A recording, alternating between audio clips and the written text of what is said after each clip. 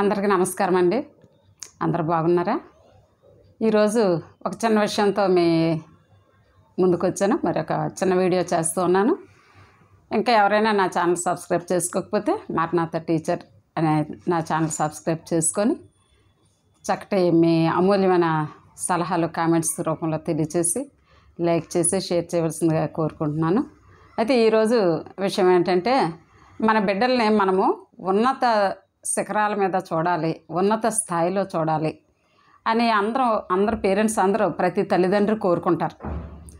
అయితే దానికి మనము బిడ్డలకు ఏ విధంగా సహకరించాలి, వారు ఉన్నత స్థితికి ఎదగాలంటే మనము ఏ విధమైన ఆసరా, మనం ఏ విధమైన భరోసా బిడ్డలకి కల్పించాలనేది ఒక 2 నిమిషాలు మనం చూద్దాం. అయితే పిల్లలు ఎదగాలని కోరుకోలేని తల్లిదండ్రులు ఎవరు కూడా ఉండరు. వారి ఎదుగుదలలోనే మన సంతోషం ఆధారపడి ఉంటుంది. అదే కాకుండా మరి ప్రతి బిడ్డ అభివృద్ధి వెనక తల్లిదండ్రుల కృషి ఎంతైనా ఉంటుంది, ఖచ్చితంగా ఉంటుంది. అయితే ఒక 3 విషయాలు మీతో పంచుకోవాలనుకుంటున్నాను. మొదటిది ఏంటంటే, మన బిడ్డలకి ప్రేమను పంచాలి.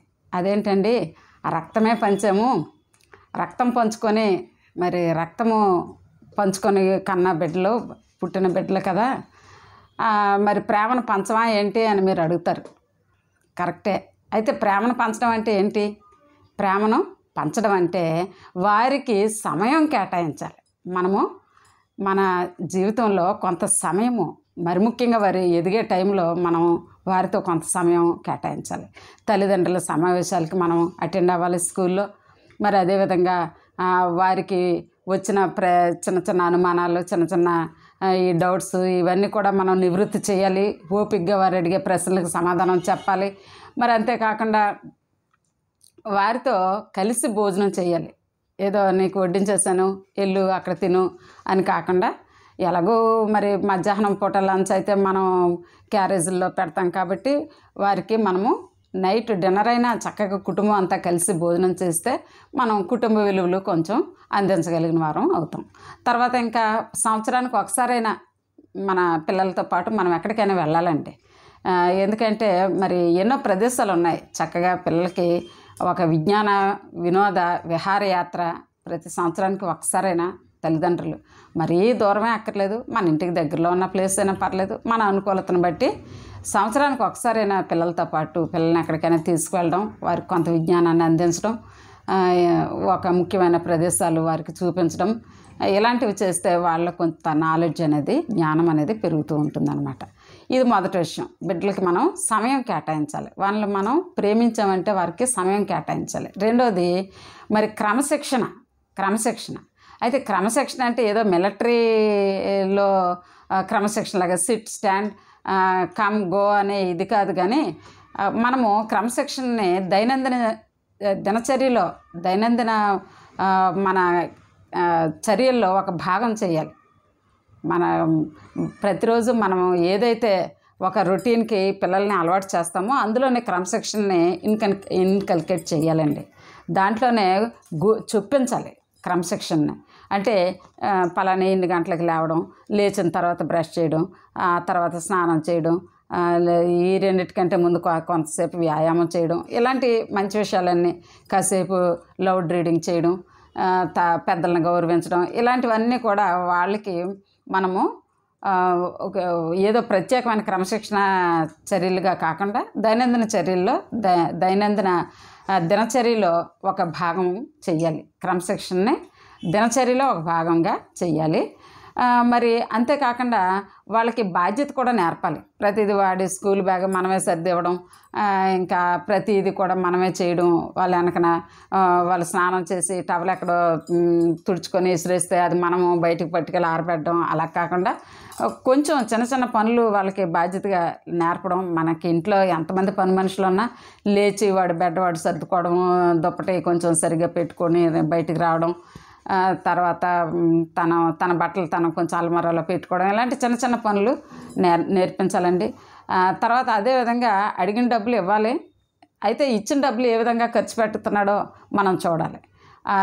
ఏంటి దేని కొరకు ఖర్చు పెడుతున్నాడు, డబ్బు విలువ మనం తెలియచేయాలి. డబ్బును ఏ విధంగా పొదుపు చేయాలో కూడా డబ్బులు ఇవ్వటమే కాదు, పొదుపు చేయడం కూడా నేర్పించాలి. మరి పొదుపు చేయడమే మరి ఒక విధంగా సంపాదించడం కూడా అంటారు.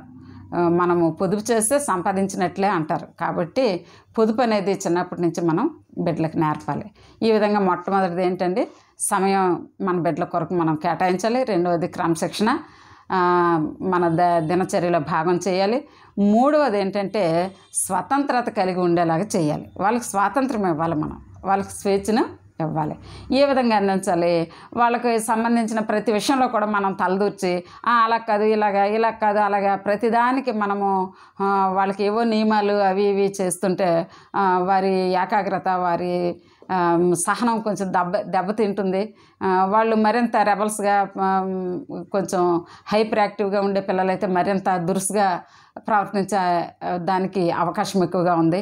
ఇంకా అంతేకాకుండా వాళ్ళు అన్నిటినీ కూడా సమన్వయం చేసుకోవడం ఎలాగా, ఒక ప్లానింగ్ ఎలా చేసుకోవాలి, ఎలా చేసుకుంటే ఎలా సులువుగా పనులు అవుతాయి, మనం చేసిన పనులకి రిజల్ట్ ఎలా వస్తుంది, ఇలాంటివన్నీ కూడా వాళ్ళే సమన్వయం చేసుకోవాలి.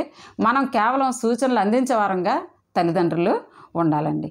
ఇంకా అంతేకాకుండా ప్రతి పని వాళ్ళ నిర్ణయాలు వాళ్ళే కొంచెం చూసుకునేటట్టు కూడా మనం చేయాలి. వాళ్ళ నిర్ణయాలు మొట్టమొదట వాళ్ళకి వదిలేయండి. తర్వాత వాటి తాలూకా మంచి చెడ్డలు మీరు చర్చించి వాళ్ళని నెమ్మదిగా ఒక దారిలోకి తేవడానికి ప్రయత్నం చేయాలి. మొట్టమొదట పిల్లవాడు వీడికి ఏమీ తెలియదు అనే భావం మనం మానుకోవాలి. వాళ్ళకి ఏమీ తెలియదు కాదు, వాళ్ళ స్థాయిలో వాళ్ళకి అంతా తెలిసిన వాళ్ళు అనుకుంటారు.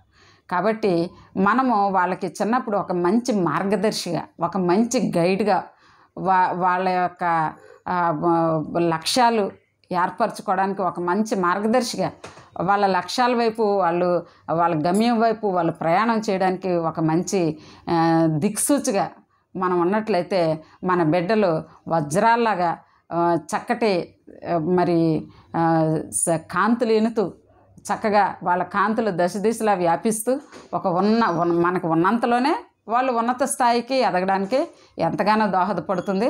అటు విధంగా ప్రతి తల్లిదండ్రులు కృషి చేయాలని కోరుకుంటూ ఈ చిన్న వీడియో ముగిస్తున్నాను. Thank you.